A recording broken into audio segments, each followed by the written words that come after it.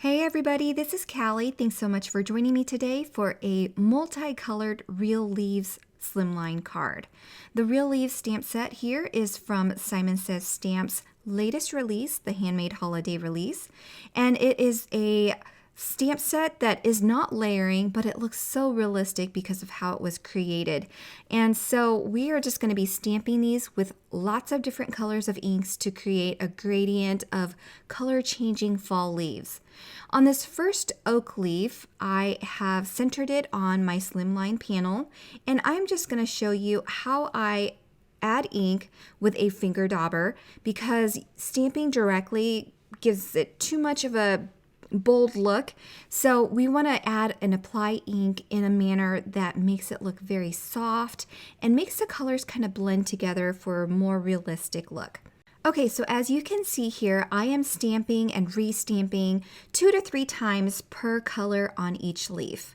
And once I'm done with one color, I'll introduce a second color and just overlap that green a little bit with this yellow. That will create a nice blend between the two colors, and you'll see a gradient in the color change that does happen in nature. So I'm hoping to achieve that more realistic color changing look. Again, I am stamping 2 to 3 times and just allowing that color to kind of come through on its own, and then introducing a darker color, and again, overlapping just a little bit to get that nice gradient and a blend between the two colors.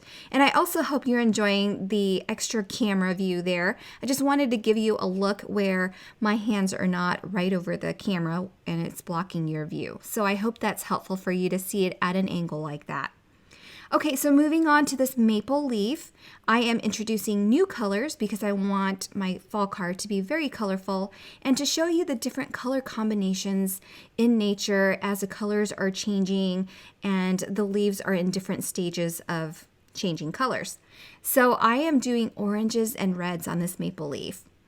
First, I applied that orange. Now I'm applying a red, and once I'm done with that medium shade, I am introducing a darker schoolhouse red. These inks are all from Simon Says Stamp, and they'll be linked in the descriptions below. So be sure to check that out if you're interested in these color combinations. I think I used 6 to 7 different colors for this whole entire card, which is really fun for me, and I love being able to add color this way. So you'll see on that last leaf, I did do direct inking, and it did create a bolder green look, if you noticed.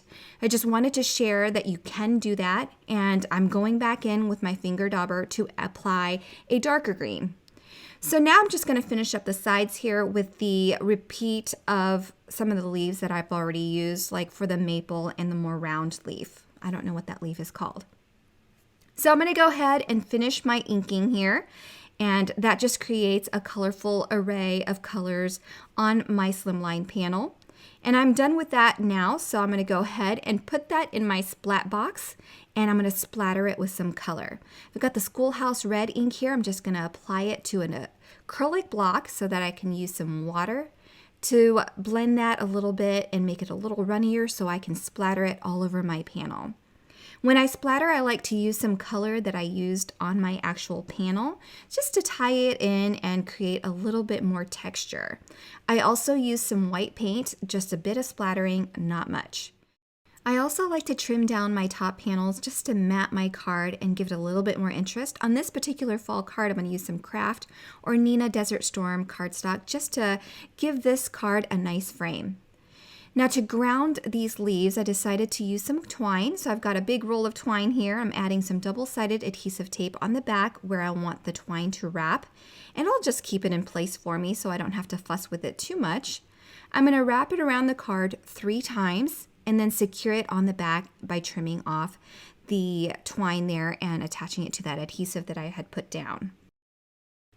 Okay, so now that we have this part done, just adds a little bit of embellishment to my card. I'm going to be using the Thankful for You die to create a sentiment. I am using some matte gold cardstock here that I'm going to die cut that halo and background of this die off with. I'm going to keep those little innards because I want to put them back in place on the O and the R's. So for this particular panel, I'm going to adhere it with some foam adhesive, just so there's not an issue with that twine that's already there. It creates some dimension for my sentiment as well. And it really is easier to stack this halo layer than it is to actually stack the word dies. The trickiest part here is adding those tiny little pieces back in with a little bit of foam adhesive. Even on that R, I was very careful and cut a tiny sliver of foam tape and put it under there as well. Okay, so for the top word, thankful, I am just going to die cut from a simple black cardstock. I'm using a scrap piece, and that's why you see some foiling back there, but that's just going to be hidden, so no worries on that. I die cut that in black, and I added some liquid adhesive, and I'm going to layer that right over that gold matte cardstock halo that I die cut earlier. I'm going to apply a nice heavy acrylic block over that just to keep it in place and let it dry. Last but not least, I'm adding some glimmering pine sequin mix from the Handmade Holiday release, and that will finish my top layer. So again, I am going to be matting this over some Craft or Nina Desert Storm cardstock. I'm adding this panel over that panel with some foam adhesive, again, to give it lots of dimension. So that will finish my card for today once I adhere this to a card base. So I'm using some dot tape runner to adhere that to a slimline card base. And I hope you enjoyed this card. It's so much fun and so easy to make, and there are so many ways to add color, and my favorite way was using finger daubers for this particular design. And I hope you enjoyed it. I hope you learned something new from the tips and tricks that I provided. And if you like this card, be sure to give me a thumbs up and subscribe if you're not already a subscriber. I'm going to link 2 more videos if you're interested in seeing more. Otherwise, have a wonderful day. Bye, everybody.